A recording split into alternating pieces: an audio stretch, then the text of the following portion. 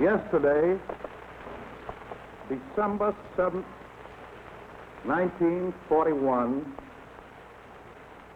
a date which will live in infamy.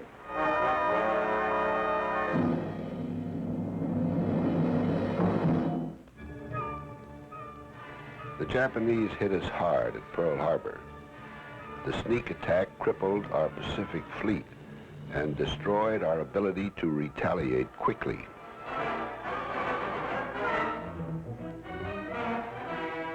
When the smoke cleared, we knew we were faced with a long island-hopping war, a war in which bases were going to be as important as bullets.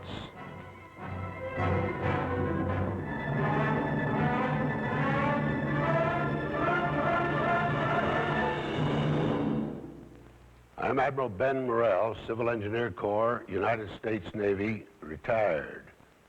And this gentleman is the world-famous sculptor, Felix de Weldon, far from retired. Felix was a Seabee in World War II, one of 260,000 officers and men. I had the honor to be the organizer of this brand new branch of the Navy, the first King Bee. I want to tell you a story about men who, like Felix, work miracles with their hands. A story of men who build and fight. The story of the United States Navy Seabees. Before Pearl Harbor, we had some 70,000 civilian construction men working in the Pacific. But we were badly in need of skilled workers who could fight as well as build. On January 5th, 1942, the Navy authorized me to form 3 naval construction battalions, each consisting of 1,100 men and 32 officers. The United States Navy Seabees were born. Those original bees were a marvel to behold. They were plumbers, carpenters, heavy equipment operators, engineers, even clerks and school teachers. Their average age was 33, and their average working experience was about 15 years. They looked a bit ragged, but what a job they did. As General MacArthur remarked to me, the only trouble with your Seabees is that I don't have enough of them. In the early days of the war, the need for Seabees was so urgent that we often had to send them overseas without a full complement of materials and equipment, and without much military training.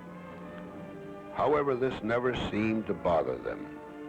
The Seabee knack for borrowing, bartering, midnight requisitions, and improvising quickly became legendary. The Seabees were less than 6 months old when their first unit came under fire. In August 1942, only 3 weeks after the Marines hit the beach at Guadalcanal, Seabees of the 6th Naval Construction Battalion came ashore.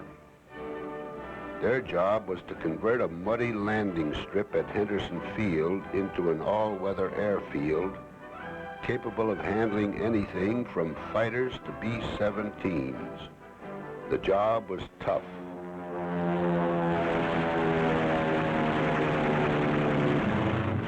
Henderson Field was under almost constant attack by Japanese artillery and aircraft.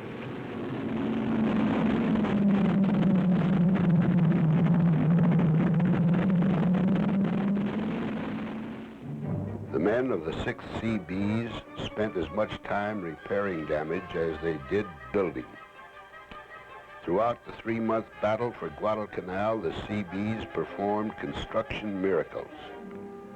They expanded Henderson Field, and they kept it open and operational.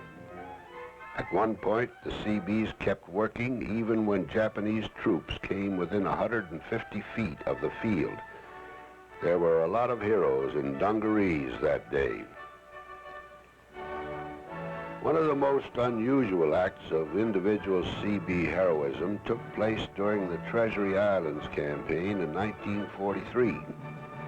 In the invasion of Mono Island, first-class petty officer Aurelio Tassoni came ashore on his bulldozer, only to find that a Japanese pillbox was holding up the advance. While a CB lieutenant provided covering fire with a carbine, Tassoni raised his bulldozer blade as a shield and advanced on the pillbox. At the last moment, he dropped the blade and buried the emplacement. Even while Tassoni was destroying the pillbox, other CBs were coming ashore on the magic box.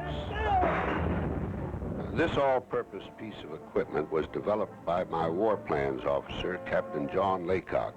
It was a 5 by 5 by 7 foot sealed steel box, which proved to be the most